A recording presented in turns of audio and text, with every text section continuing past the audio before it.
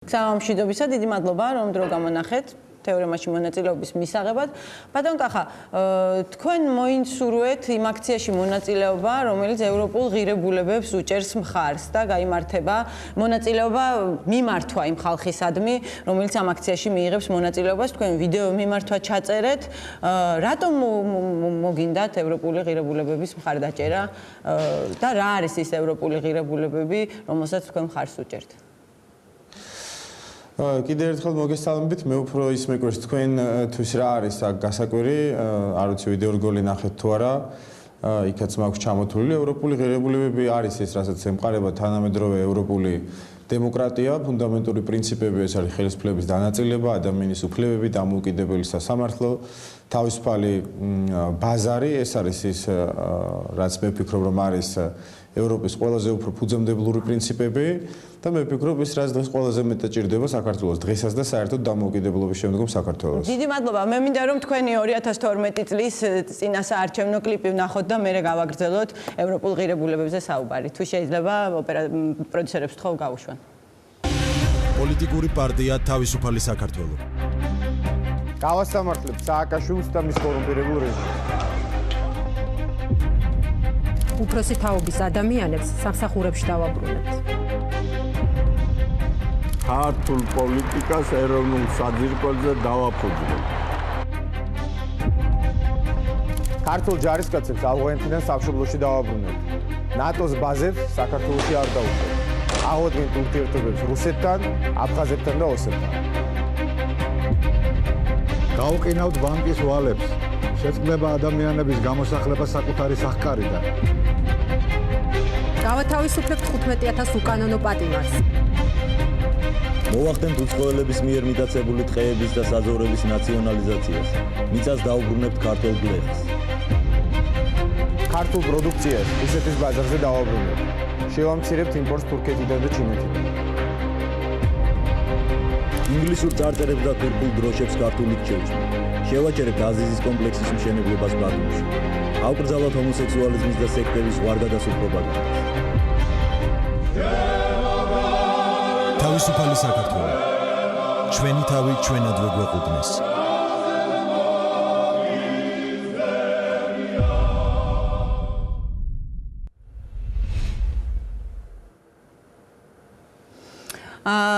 ბატონ კახა, თქვენ ამბობთ, რომ საქართველოში არ დაუშვებთ ნატოს ბაზებს, საქართველო არ გაწევრიანდება, აყოსფლოში ამბობდით, არც ერთ სამხედრო ალიანსში, დღესაც იგივე აზრზე ხართ? რა თქმა უნდა და მე არ მგონია, რომ ევროპული ფასეულობების ნაწილი იყოს ნატოში ინტეგრაცია, ეს არის ცალკე საკითხი. მე მგონი არ გჭირდებათ მაგალითების მოყვანა და თავად იცით, რომ ძალიან ბევრი წამყვანი ევროპული ქვეყანა, ძალიან ბევრი თუ არა, ყოველ შემთხვევაში საკმარისი რაოდენობის არ არის ნატოს წევრი. მაგალითად ჩამოთვალეთ რამდენი? შვეიცარია. ბატონო? რამდენი ჩამოთვალეთ? აი ჩამოგითვალეთ ფინეთი, არ ვიცი, ეჭვგეპარებათ თუ არა მის ევროპულ ორიენტაციაში. კი, განიხილავენ, რომ განიხილავენ ნატოზე მიერთებას ახლა, როდესაც რუსეთი აი ასეთი გამწარებულია. როცა განიხილავენ, მოდი მე ვიმსჯელოთ, არ ვიცი, ავსტრიაშიც და თქვენ არ განიხილავთ ამაში ასეთ. შვეიცარიაშიც ეს არ არის, ამიტომ იმ ევროპული ფასეულობების ნაწილი და იმ თვალსაზრისით ევროპა, რაც ზოგადად წარმოადგენს ევროპულ ფასეულობებს და ევროპულ ორიენტაციას. ევროპული ფასეულობების საფუძველი და სიღრმე ალბათ იწყება სადღაც მე-17-18 საუკუნეებიდან, დასრულებული ხასიათი ამან მიიღო მე-20 საუკუნის შუა წლებში, ხოლო ნატო ბევრად უფრო გვიანდელი მოვლენა არის, ის არის ევროპის როგორც პოლიტიკური რეგიონის ერთ-ერთი ინსტრუმენტი, დასავლეთის პოლიტიკური რეგიონის ერთ-ერთი ინსტრუმენტი, რომელსაც ალბათ აქვს თავისი პლუსები და მინუსები, მაგრამ ევროპულ ფასეულობებთან მე ამას არ ამგონია ყოველ შემთხვევაში. დიდი მადლობა. დიდი მადლობა. თქვენ გამოდიოდით 2012 წელს ფუნდამენტური უფლების გამოხატვის თავისუფლების შეზღუდვით. იმეორებდით ერთ-ერთში პუტინის რიტორიკას და პრინციპში ის რაც გააკეთა პუტინმა იმის გაკეთებას აპირებდით საქართველოშიც, ჰომოსექსუალიზმის პროპაგანდის აკრძალვა გსურდათ, ასევე გსურდათ რელიგიური თავისუფლების შეზღუდვა, ამას ფუთავდით სექტების თქვათ ზღვარგადასული პროპაგანდის აკრძალვად. რამე შეიცვალა თუ ესეც ევროპული ღირებულება გონიათ? თქვენ ალბათ გონიათ ქალბატონო თამარ, რომ ეს ჰომოსექსუალიზმის პროპაგანდა მარტო რუსეთში არის აკრძალული და მარტო პუტინმა აკრძალა და მთელ დამასკოს მსოფლიოში ეს წახალისებული არის, ეს რა თქმა უნდა ასეთნაირად არ არის. რა წახალისებული თუ შეიძლება რომელ ქვეყანაში არის აკრძალული ჰომოსექსუალების გამოხატვა, თავისუფალი გამოხატვა, თუ შეგიძლიათ რომელ დემოკრატიულ ქვეყანაში? არა, თქვენ ბრძანეთ რომ ეს არის მარტო რუსეთში და მე გეუბნებით რომ ეს არ არის მარტო რუსეთში. დემოკრატიული ქვეყნები მაინტერესებს რუსეთი ამ შემთხვევაში დემოკრატიული ქვეყანა ჩამომითვალეთ, სადაც ჰომოსექსუალებს ეზღუდებათ გამოხატვა. არა, მე არ მითქვი რომ დემოკრატიული და არადემოკრატიულობის მიხედვით თქვენ მოიყვანეთ მარტო რუსეთს. ევროპულ ღირებულებებზე როცა საუბრობთ, ევროპული ღირებულებები და დემოკრატია ალბათ ძალიან სამწუხარო არის ეს განსხვავება არის ჩვენ შორის რომ თქვენთვის ევროპული ღირებულებები არის ჰომოსექსუალიზმის პროპაგანდა, ხო არა, ჩემთვის ევროპული ღირებულებები არის ის რომ ყველა ადამიანი თანასწორია მათ შორის გამოხატვის თავისუფლებაში და თქვენთვის რა არის ამას გეკითხები. თამარ გასული 9 წლის მანძილზე როცა ხელისუფლებაში იყავით ადამიანების უფლებების მე ხელისუფლებაში არ ყოფილ ვარ, გეშლებათ კორექტულად ისაუბრეთ. ნუ ყოველში ბრძანდებით ამ კორექტულობა თქვენ ბოლოს შეკითხვის შემდგომ ცოტა უცნაური მოწოდება არის. უკაცრავად და კონკრეტულად რას გულისხმობთ არაკორექტულობაში? უბრალოდ ფუთავდითო ეხა რაღაცას და რაღაც კიდე სხვა კი ბატონო, რას ნიშნავს მაშინ განმარტეთ ჰომოსექსუალიზმის პროპაგანდა, კონკრეტულად რას აკრძალავთ? კონკრეტულად ჩვენ ვფიქრობთ მაგალითად რომ შეკრებები და მანიფესტაციების უფლება საერთოდ ეხა ეს ძელი იურიდიული თემაა თუ გაინტერესებს. კი ბატონო, მოკლედ მითხარით, ძელი თემა ყოველთვის შეიძლება მოკლედ ითქვას. ქალბატონო თამარ, თუ ძალიან ბრძანდებით, მანდ გააქვთ ალბათ წითელი ღილაკი და შეგიძლიათ გამთიშოთ ეთერიდან და არ მინდა გაინტერესებს ჩემი მოსაზრება, მაშინ მომისმინეთ. არა, გისმენთ, უბრალოდ მინდა რომ საუბარი იქით წავიდეს, რაც ჩვენ გაინტერესებს და არა იქით რის თქმაც თქვენ გაინტერესებთ მაინდა-მაინც, ხო? და რაც მაყურებელს აინტერესებს და რაც ზუსტად აი იმ აქციას მოკავშირდება, სადაც თქვენ მონაწილეობის მიღება. მაშინ დამიწერეთ ტექსტი, რა უნდა ვთქვა და ვიტყვი. არა, მე კითხვებს გისვათ და ზუსტად იმ კითხვებზე პასუხი მაინტერესებს და არა. ჩემი აზრი უნდა ვთქვა. ესეც ევროპული ღირებულებაა. გისმენთ. ხო, ნუ გეუბნებით მე რომ საერთოდ ნებისმიერი უფლება, რომელიც არსებობს და გარანტირებული არის კონსტიტუციით, არის შეზღუდული და არსებობს უფლებათა შორის ბალანსის ცნება. და ნებისმიერი კონსტიტუციური უფლება შეზღუდული არის ამა თუ იმ რეგულაციებით. ჩვენ საუბრობდით იმაზე, რომ გეი აღლუმები და სხვა ფორმით ჰომოსექსუალიზმის, როგორც თქვენ უწოდებთ, გამოხატვის თავისუფლება უნდა იყოს შეზღუდული, რაც არ ნიშნავს აკრძალვას, რაც არ ნიშნავს იმას, რასთანაც ხშირად არის ხოლმე ასოცირებული, რომ ვინმე უნდა ძალადობდეს მათ წინააღმდეგან ქვეყნიდან უნდა გაყარონ. საუბარი არის იმაზე, რომ მაგალითად რუსთაველის გამზირზე ან ეკლესია მონასტრების სიახლოვეს შეიძლება ასეთი აქციების გამართვა იყოს შეზღუდული და ასეთი აქციების გამართვის ნებართვა არ გაიცეს. აი ამაზე ვსაუბრობთ. დიახ, დიდი მადლობა. ერთი კითხვა მაქვს, რომელ ევროპულ ქვეყანაში არის მსგავსი შეზღუდვა, თუ შეგიძლიათ ერთი მაგალითი მაინც დამისახელოთ. ვერ დაგისახელებთ ქალბატონო თამარ და არც მიმაჩნია რომ ეს მნიშვნელოვანი არის. ევროპა მე ვფიქრობ, იმითი განსხვავდება საბჭოთა კავშირისაგან, რომ ჩვენ ეხლა რაც დირექტივები იქნება, ამ დირექტივების მიხედვით არ უნდა მოვაწყოთ საქართველოს. ევროპა პირველ რიგში ეს არის თავისუფლება, არჩევანის თავისუფლება და მე არ მიმაჩნია რომ ევროპული ორიენტაცია გულისხმობს იმას, რომ ჩვენ ნებისმიერი დირექტივა და ნებისმიერი ყველაფერი, რასაც ბრიუსელში გადაწყვეტენ საქართველოში. რომელ დირექტივაზე საუბრობთ? ჩვენ მიერთებული ვართ ადამიანის უფლებათა საყოველთაო კონვენციას, ის აღიარებს ყველა ადამიანის თანასწორობას კანონის წინაშე. რაზე მესაუბრებით ახლა ვერ ვხვდები. რა თქმა უნდა, ყველა დირექტივებზე საუბრობთ. ჩვენ ჩვენი ნებით მივერთდით ამ კონვენციას.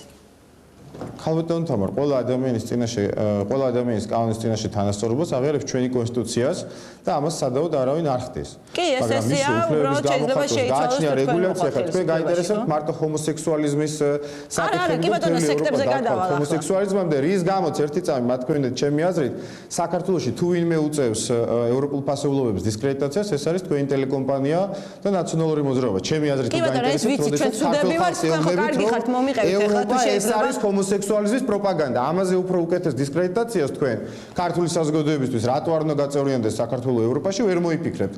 არ ვიცი ამას თქვენ ახლა ნებსით აკეთებთ თუ უნებლიეთ, მაგრამ ეს ფაქტია, შემდგარი ფაქტი არის. რაც შეეხება უფლებების დაცვას, კიდევ ერთხელ გეუბნებით, რომ ზოგადად რო ვილაპარაკოთ შეკრებების და მანიფესტაციების უფლებაზე, ზოგადად აქვს შეკრებების და თავისუფლების მანიფესტაციის გამოხატვას თავისი რეგულაციები. სადღაც შეიძლება გამართოთ, სადღაც შეიძლება არ გამართოთ და ამაზე არის საუბარი, რომ ესეთი ტიპის აქციებს, როგორიც არის გეი აღლუმები და რომელსაც ჩვენი საზოგადოების მხრიდან გასაგები არის, რომ ძალიან მწვავე შეფასება გააჩნია, შეიძლება კონდეს რეგულაცია. აუცილებელი არის, რომ როგორც ჩარშან, მაინც და მაინც რუსთაველის გამზირზე და ქაშვეთის იმასთან მოაწყვეტ დაძაბთან ეს დიდი მადლობა, თქვენ ვერ ასახელებთ ერთ ევროპულ ქვეყანას, სადაც მსგავსი პრაქტიკა არის, თუ შეიძლება გადავიდეთ რელიგიური უმცირესობების თემაზე, რომელსაც თქვენ სექტებად მოიხსენიებთ, მათი გამოხატვის შეზღუდვასაც აპირებთ დღესაც აპირებთ თუ ეს 2012 წელს თუ გადაიფიქრეთ თუ როგორ არის? სად არის? ესეც ამავე კლიპში ნახეთ თუ საიდან? ამავე კლიპში ნახეთ სექტების და ჰომოსექსუალების ზღვარგადასულ პროპაგანდას, ამაზეა საუბარი არის პროზელიტიზმის აკრძალვაზე და მე ნამდვილად ვფიქრობ, რომ შეზღუდული უნდა იყოს ის პრაქტიკა, რომელიც ფართოდ არის გავრცელებული საქართველოში, როდესაც რელიგიური ორგანიზაციები შაქრის და მაკარონის გამოყენებით აწარმოებენ თავის პროპაგანდას. სხვა შორის ამაში არაფერი უცხო არ არის, იმიტომ რომ მაგალითად ჩვენ პოლიტიკურ პარტიებს და სხვა შორის პოლიტიკური პარტიების და რელიგიური გაერთიანებებიც ვართ საჯარო სამართლის იურიდიული პირები, გვეგრძალება მაგალითად რომ მივიდეთ ამორჩეველთან, მივცეთ 1 კილო შაქარი და უთხრათ რომ აი მხარი დაუჭირეთ ჩვენ პარტიას. ზუსტად ასევე პროზელიტიზმის შეზღუდვა გულისხმობს იმას, რომ რელიგიური გაერთიანებები თავიანთ პროპაგანდაში არ უნდა იყენებდნენ სხვადასხვა სახის მატერიალურ დაინტერესებას. აი ამაზე არის საუბარი. კი ბატონო, კიდევ ერთი შეკითხვა მაქვს თქვენთან. თქვენ აი ვთქვათ, იგივე ერთ-ერთი პრორუსული ძალა საქართველოში არის ნინო ბურჯანაძე, თქვენ არ გაერთიანდით მასთან. თუ შეგიძლიათ მითხრათ, ეს პლუსად მეთვლება ალბათ თუ? ჯერ მითხარით, რატომ არ გაერთიანდით და მე რატომ ვერ მოხერხდა თქვენი გაერთიანება?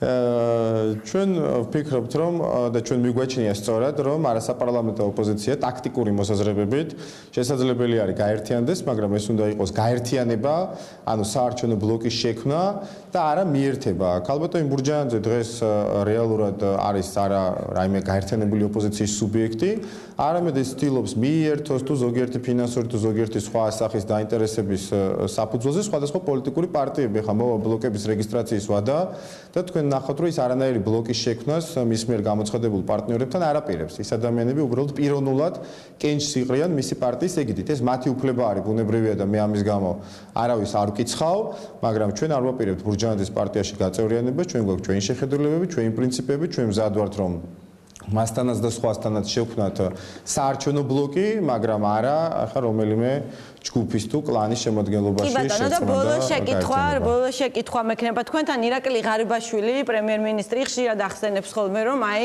საპარლამენტო ოპოზიცია არის დესტრუქციული, რომ ისინი არიან არაობიექტურები, რომ ისინი სისრუეს ტირაჟირებენ და რომ ის ისურვებდა, რომ არასაპარლამენტო ოპოზიცია გაძლიერებულიყო. თქვენ თუ მოიაზრებთ თქვენ თავს იმ ადამიანებს შორის ბურჯანაძესთან ერთად, ვისი გაძლიერებაც ღარიბაშვილს სურს?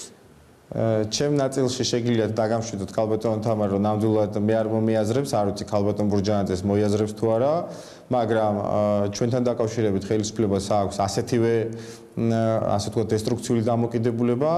თქვენ ალბათ უფრო როცა ბიძინა ივანიშვილის ან ირაკლი ღარიბაშვილის ინტერვიუები არის იმ კრიტიკას აქცევთ ყურადღებას, რომელიც საპარლამენტო ოპოზიციას ეხება და გასაგებია, ეხლა რომ თქვენ ამას უფრო მწვავედ აღიქვამთ, მაგრამ თუ ყურადღებით გაეცნობით მის ინტერვიუებს, აღმოაჩენთ, რომ ჩემი გვარიც ძალიან ხშირად ფიგურირებს და ძალიან არასასურველ კონტექსტში. კი ბატონო, დიდი მადლობა ბატონ კახა. გემშვიდობებით მე სტუდიაში სტუმრებს დაუბრუნდები. მადლობა.